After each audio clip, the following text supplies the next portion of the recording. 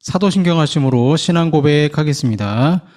전능하사 천지를 만드신 하나님 아버지를 내가 믿사오며 그 외아들 우리 주 예수 그리스도를 믿사오니 이는 성령으로 잉태하사 동정녀 마리아에게 나시고 본디오 빌라도에게 고난을 받으사 십자가에 못 박혀 죽으시고 장사한 지 사흘 만에 죽은 자 가운데서 다시 살아나시며 하늘에 오르사 전능하신 하나님 우편에 앉아 계시다가 저리로서 산자와 죽은 자를 심판하러 오시리라.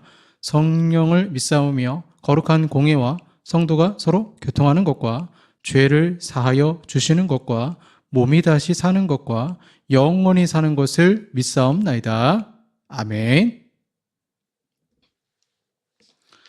찬송가 251장 놀랍다 주님의 큰 은혜 찬송합니다. 251장입니다.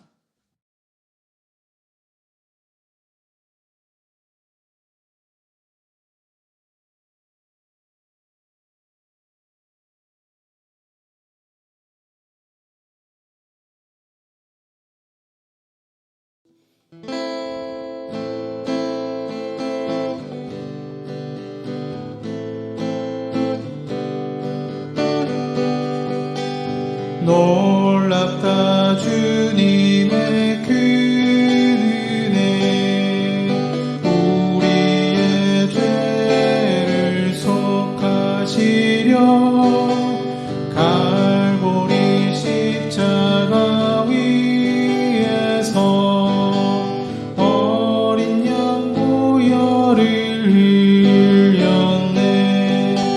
주의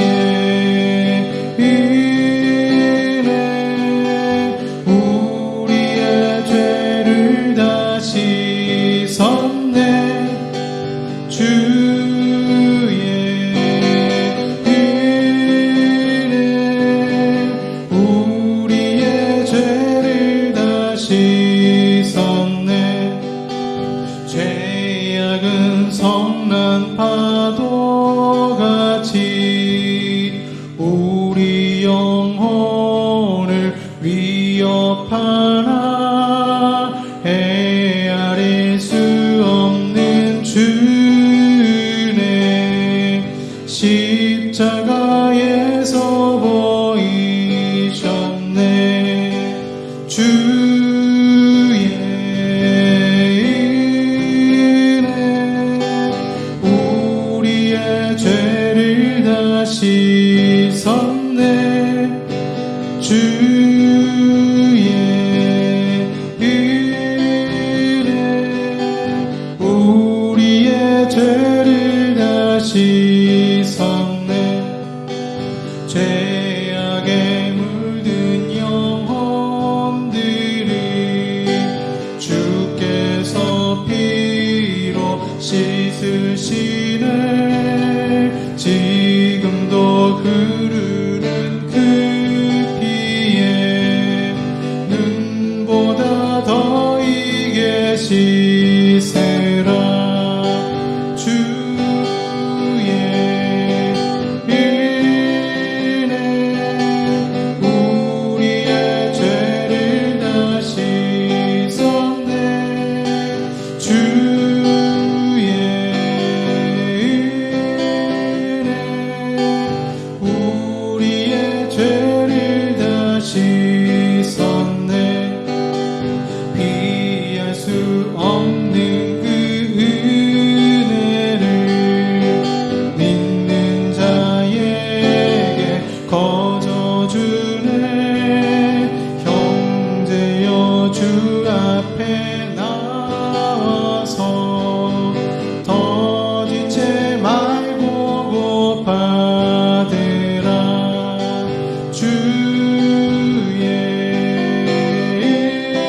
은혜 우리의 죄를 다 씻었네. 주의 은혜 우리의 죄를 다 씻었네.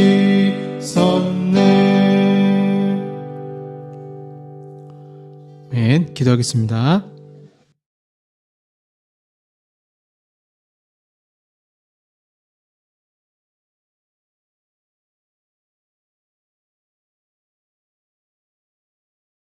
허무하고 지친 인생을 살던 저희들을 주님 외면하지 아니하시고 성령을 보내셔서 그와 같이 내버려 두지 아니하시고 주의 자녀 삼아 주시며 저 천국 인도하실 때까지 끝까지 인도하시기로 약속하신 하나님, 또 그 보내심의 성령께서 우리 가운데 내주하시고 역사하시는 하나님 감사드립니다.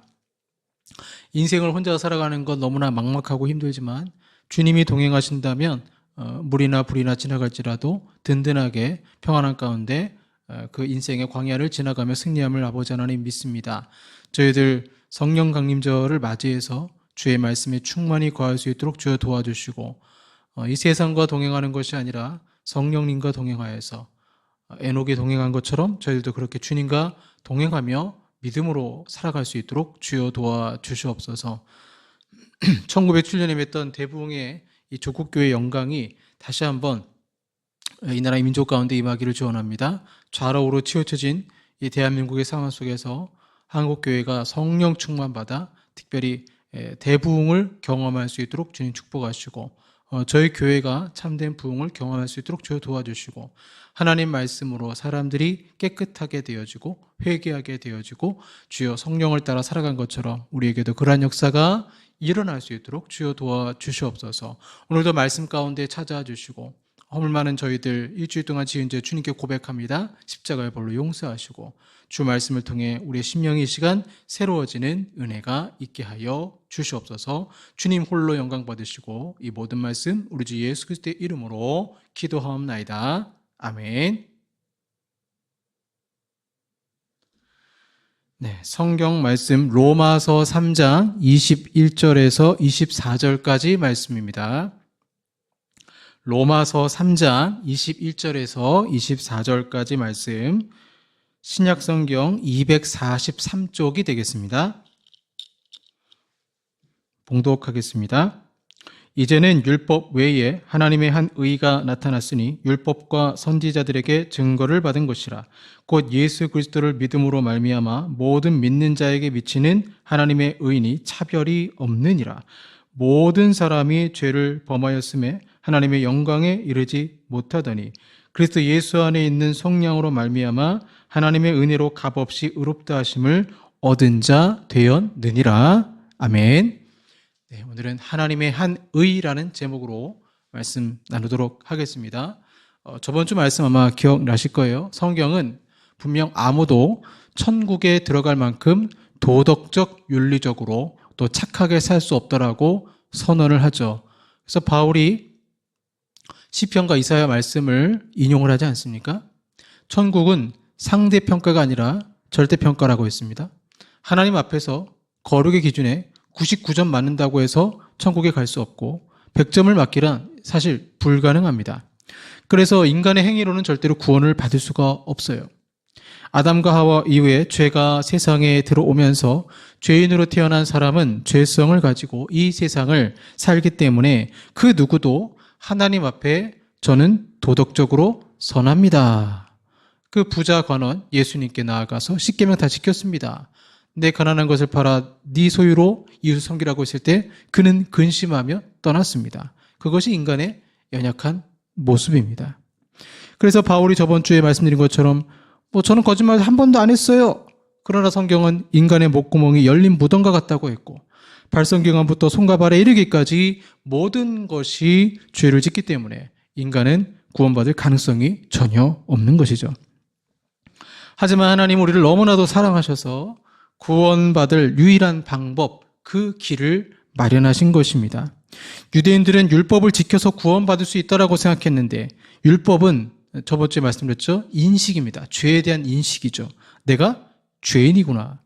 이 사실을 인식하는 도구가 되어졌고 그래서 하나님이 따로 방법을 마련하셔야 인간은 구원을 받을 수 있게 된 것입니다. 물론 율법을 통해서 나는 연약합니다. 이스라엘 백성이 하나님 앞에 죄를 짓고 제사를 지낼 때 자신이 직접 제물을 잡으면서 각을 뜨면서 저 하늘을 바라보면서 주님 제가 죄인입니다. 이게 원래 율법의 역할이고 그렇게 의지하는 그 마음을 통해서 구원하신 사실 동일한 역사인데 유대인들은 이제 오해를 한 것이죠. 오직 율법을 지켜야 구원을 받는다. 그렇기 때문에 율법을 지킴으로는 그 어떤 사람도 하나님 앞에 의롭다라고 인정을 받는 길이 없기 때문에 다른 길을 마련하셔야 했습니다. 그래서 성경은 율법 외에 하나님의 한 의가 나타났다고 말하는 거예요. 로마서 3장 21절에 이제는 율법 외에 하나님의 한 의가 나타났으니, 율법을 완벽하게 지켜야만 주어지는 의 말고 다른 방법으로 주어지는 하나님의 한 의가 나타났다. 의가 나타났다. 인격적인 존재가 나타났다라는 것입니다. 그렇다고 그 길이 갑자기 하늘에서 뚝 떨어진 이상한 것은 아니죠. 그러면 사람들은 황당할 것입니다.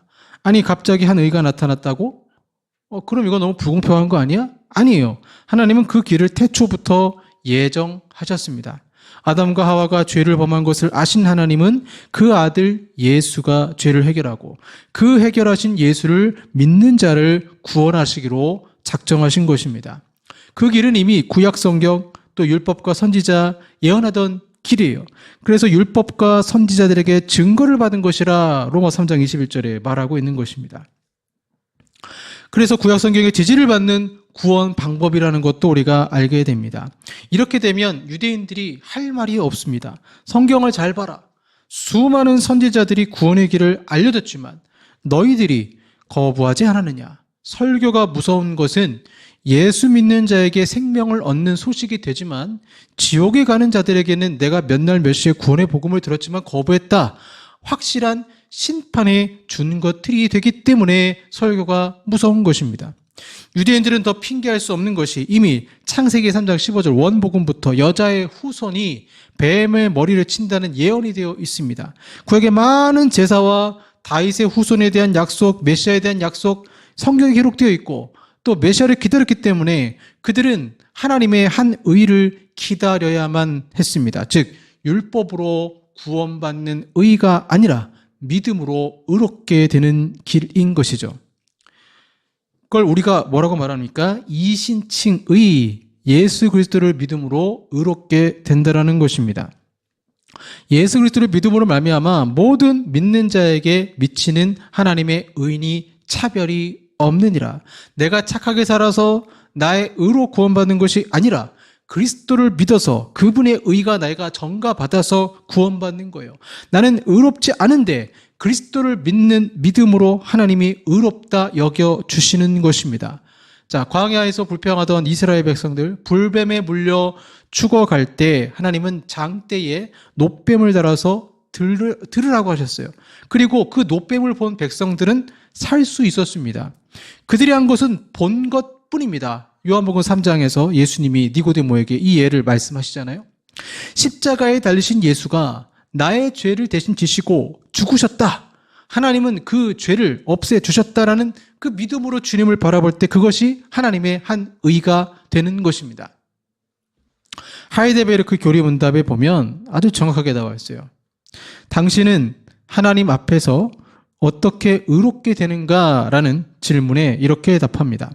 오직 예수 그리스도를 믿는 참된 믿음으로 말미암습니다. 내 양심은 내가 하나님의 모든 계명을 어겼고 지키지 않으며 여전히 악으로 향하는 성향이 있다고 고소합니다. 그러나 하나님은 내 공로가 아니라 순전히 은혜로 그리스도의 완전한 속죄의 유익을 허락하십니다. 그분은 마치 내가 죄를 하나도 짓지 않았거나 죄를 전혀 품어본 적이 없는 것처럼 그리스도가 나를 위해서 이루신 순종을 나 스스로 행한 것처럼 그분의 의와 거룩함을 내게 전가해 주십니다. 나는 오직 믿는 마음으로 이러한 은혜를 받습니다. 이 구원은 누구든지 믿기만 하면 주어지는 의이기 때문에 차별이 없습니다. 만약 모든 믿는 자에게 미치는 하나님 의인이 차별이 없다라고 하셨는데 우리가 구원받는 길이 마하마트 간지나 성철 스님처럼 대단한 대단한 어떤 도를 닦는다고 하죠. 어떤 의지가 있어야 되죠.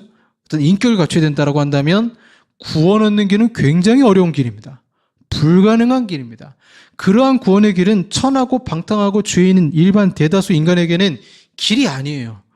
성경은 구원을 길이라고 하지만 갈 수 없는 험지로 표현하지 않습니다.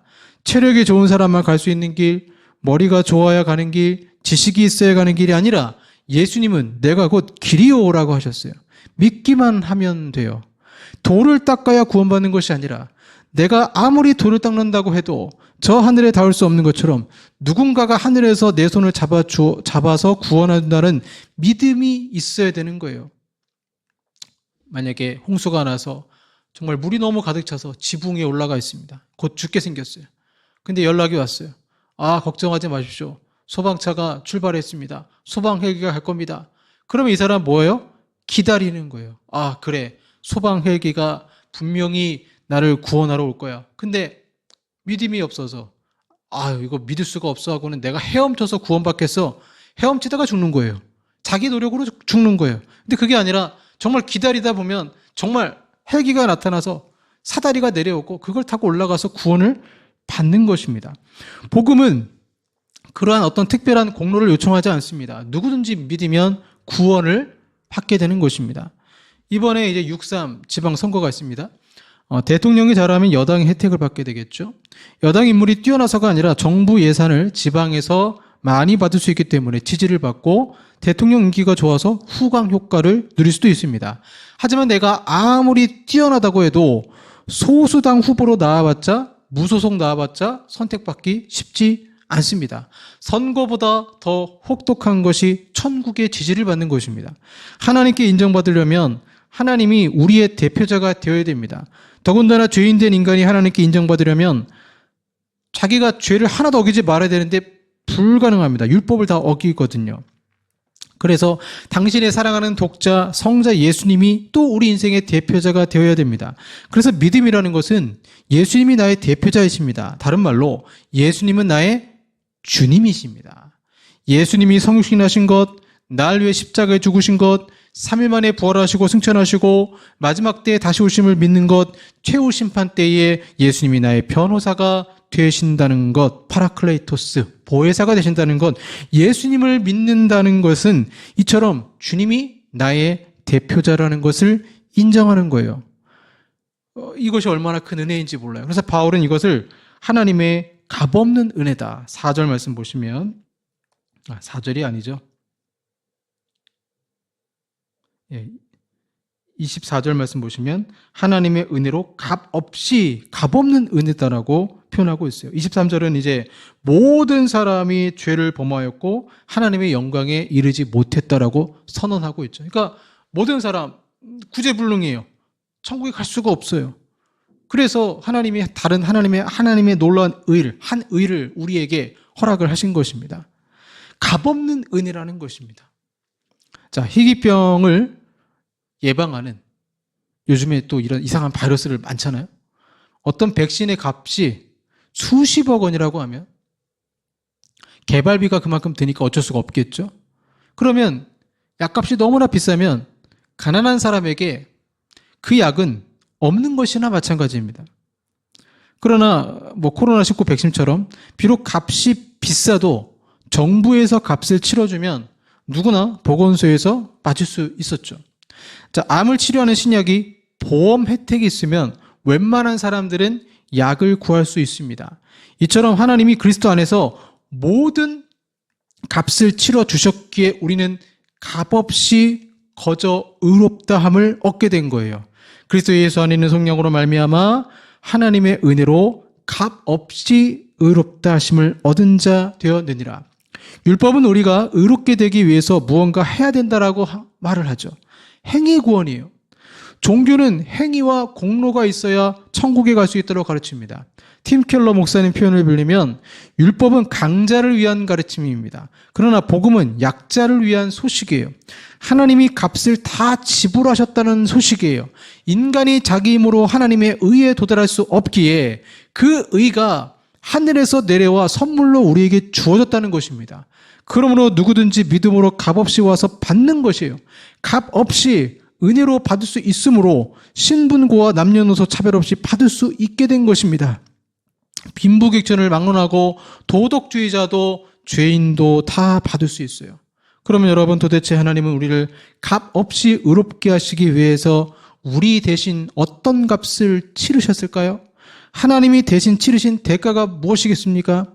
성경은 그것을 두 가지로 얘기하는데 속량과 화목제물로 말하고 있습니다. 화목제물은 다음 주에 볼 거고 속량만 오늘 말씀을 드리려고 합니다.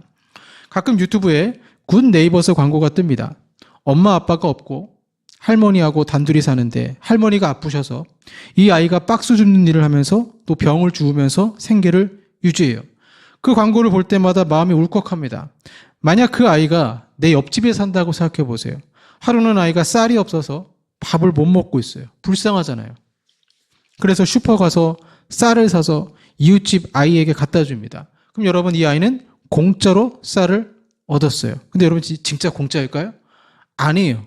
대신 누군가가 돈을 지불한 것입니다. 선한 이웃이 돈을 지불한 것입니다. 그건 죄는 돈으로 살 수가 없잖아요. 우리 대신 죄값을 지불한 걸 속량, 리뎀프레션이라고 말하는 거예요. 속량, 값을 지불하고 구해내다, 대가를 치르고 해방하다라는 의미를 가지고 있습니다. 이 용어의 배경은 로마 시대 당시에 값을 치르고 노예를 해방할 때 사용하던 노예시장 용어였어요. 과거에는 빚을 지면 그 자신이나 가족이 노예로 팔렸습니다.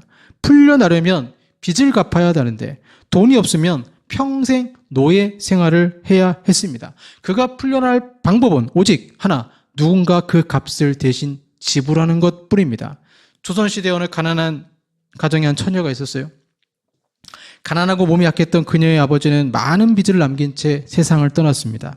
재산을 다 팔아도 갚을 수 없는 빚 때문에 결국 처녀는 양반집에 노비로 팔려가야 했습니다.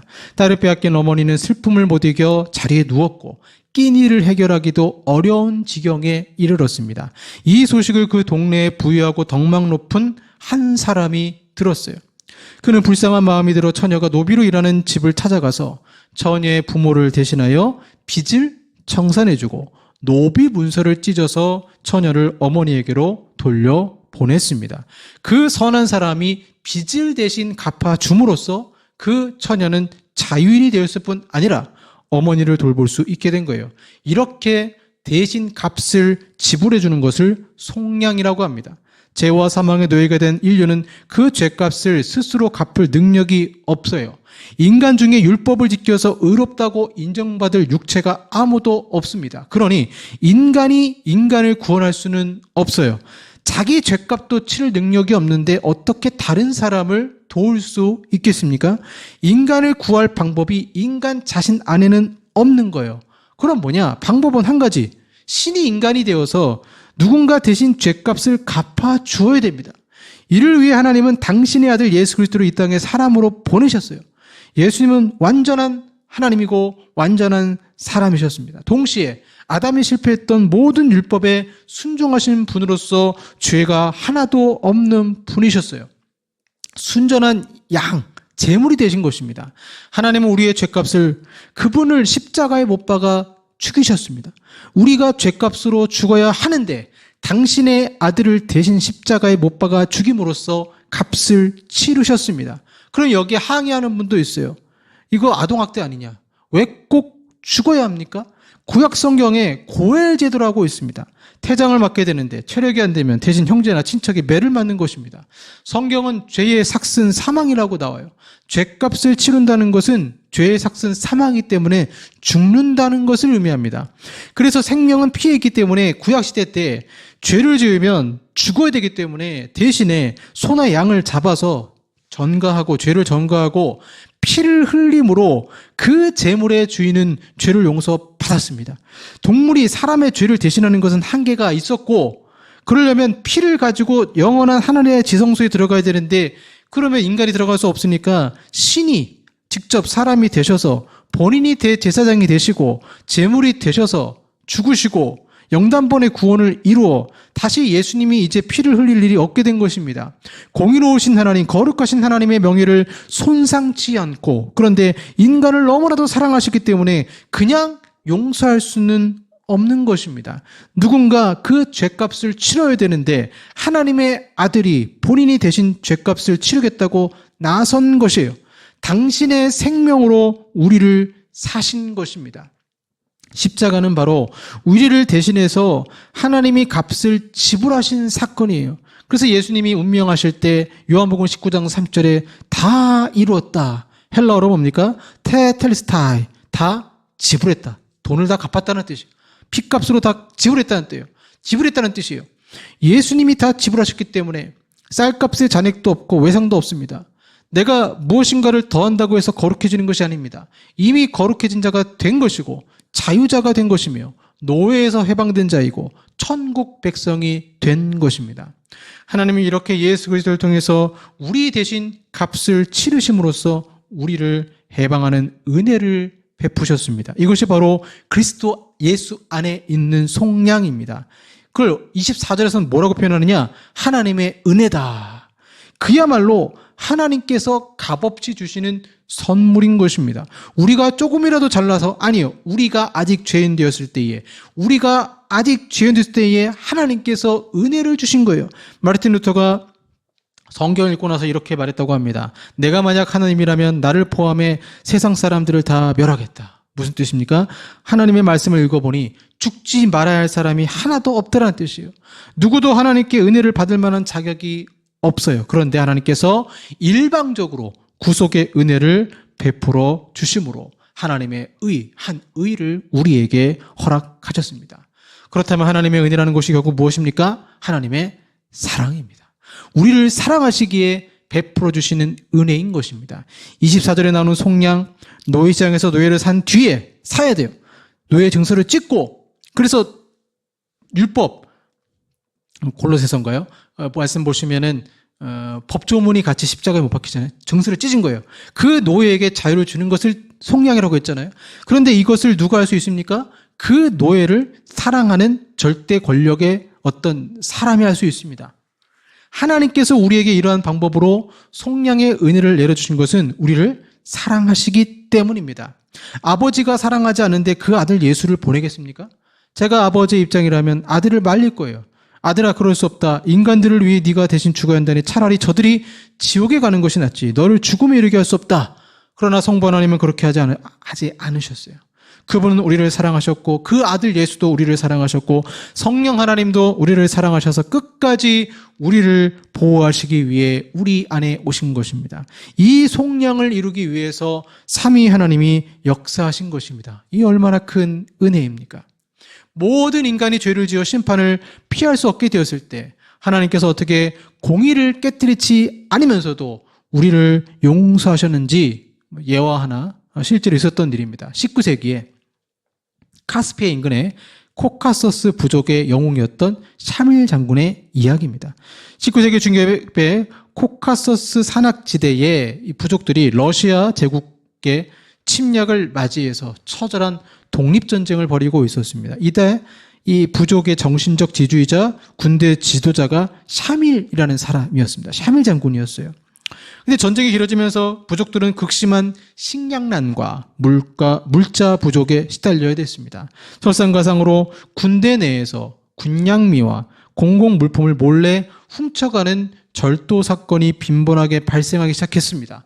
군대 기강과 생존이 흔들리는 위기 상황이었습니다. 이에 샤밀 장군은 단호한 결단을 내리고 온 진중에 엄한 법령을 선포했습니다. 이렇게 얘기했어요. 앞으로 누구를 막론하고 공공의 물건을 훔치다가 적발되는 자는 전 군중이 보는 앞에서 채찍 50대를 맞을 것이다.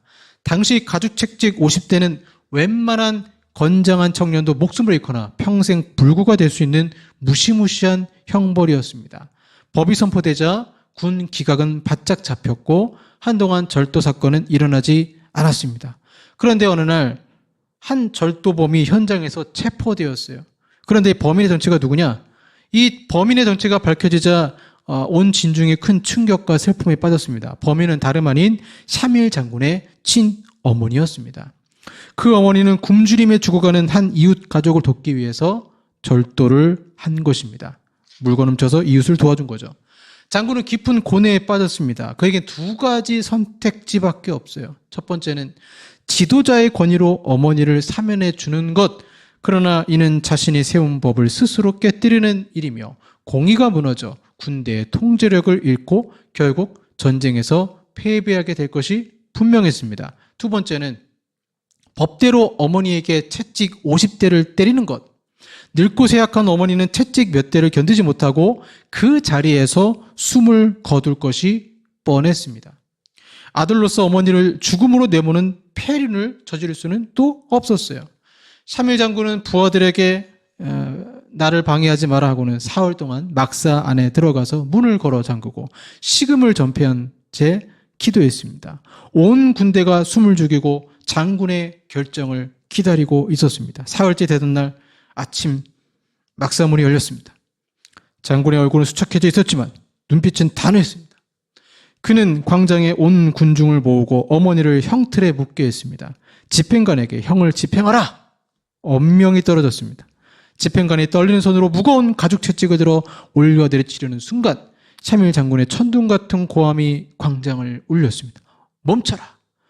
모두가 그러면 그렇지 어머니를 살리려나 보다 하고 안달하던 찰나 샤므엘 장군은 단상에서 걸어 내려와 형틀로 향하게 됩니다. 그리고는 자신의 군복 상의를 거치게 찢어 벗어 던져버리고 장군은 늙으신 어머니를 자신의 온몸으로 감싸 안으며 형틀에 등을 대고 엎드렸습니다. 그리고 집행관을 향해 외쳤습니다. 이 법은 결코 변개할 수 없으며 죄의 대가는 반드시 치러야 된다. 그러나 내 어머니는 이 형벌을 견딜 수 없으니 아들인 내가 어머니의 죄를 대신에 맡겠다. 한 대도 감하지 말고 전력을 다해 50대를 쳐라. 광장은 물바다가 되었습니다. 집행관은 피눈물을 흘리며 장군의 등을 향해 채찍을 내리쳤습니다. 쩍쩍 소리가 날 때마다 장군의 등은 찢어지고 피가 튀었습니다. 하지만 장군은 어머니를 꼭 껴안은 채 신음소리 한 번 내지 않고 50대의 매를 온몸으로 다 받아냈습니다. 형 집행이 끝난 후 샤므엘 장군의 등은 피투성이가 되었지만 법의 공의는 털끝 하나 상하지 않고 완벽하게 지켜졌습니다. 동시에 매를 한 대도 맞지 않는 그의 어머니는 아들의 희생 덕분에 완전한 자유와 용서를 얻었습니다. 사랑이 완벽하게 성취된 순간이었습니다. 똑같아요. 아들 예수가 우리를 감싸 안으시고 대신 십자가에서 죽으셨습니다. 이것이 하나님의 한 의입니다. 다른 말로 하나님의 은혜입니다. 나를 속량하신 그분의 사랑을 이번 주에 묵상하시고 하나님께 감사로 영광 돌리시길 바랍니다. 기도하겠습니다. 절대로 구원받을 수 없는 존재인 저희들을 사랑하셔서 하나님의 한 의 예수님이 이 땅에 오셔서 우리를 사랑하신 건 너무나 감사드립니다. 하나님이 세우신 법을 하나도 그 명예가 손상되지 아니하고 하나님의 공의를 만족시키며 우리를 위해 십자가에 죽으신 예수 그리스도, 또 이를 통해서 믿게 하신 하나님의 성령님의 그 능력 너무나 감사드립니다.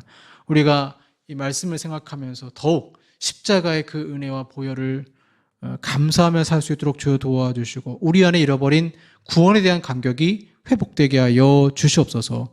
예수님 이름으로 기도합니다. 아멘. 네, 사랑한다 말하시네 찬양하겠습니다. 아무런 자격도 없는 나를 위해 사랑한다 말하시네.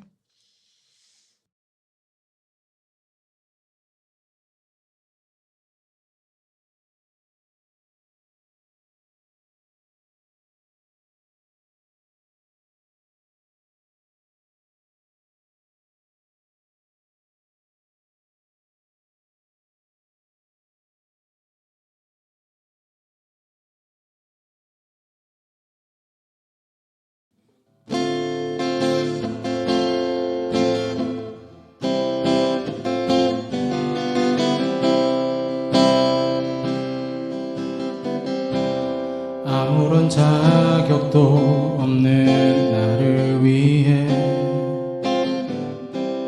아무런 소망도 없는 나를 위해 사랑한다 사랑한다 사랑한다 말하시네.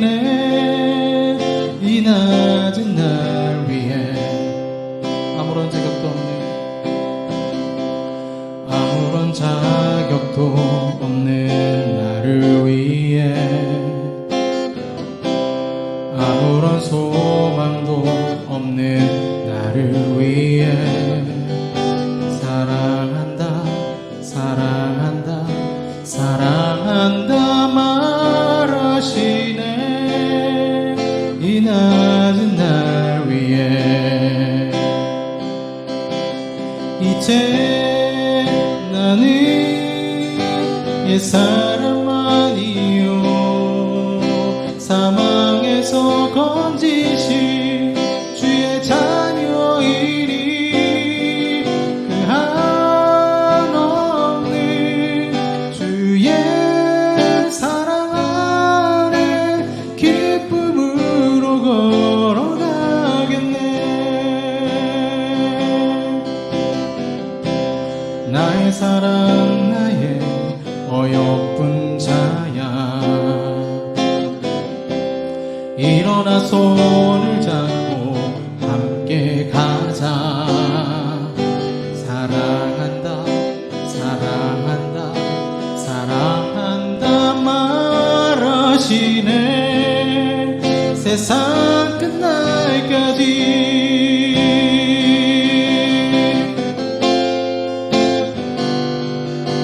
이제 나는 옛사람 아니요 사망에서 건지신 주의 자녀이니 그 한없는 주의 사랑 안에 기쁨으로 걸어가겠네.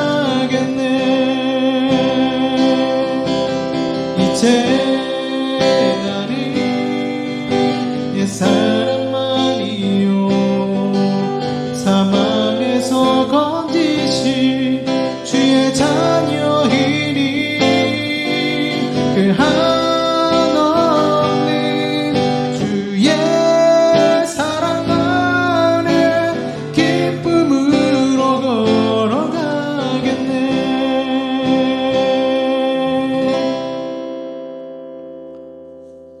기도하겠습니다.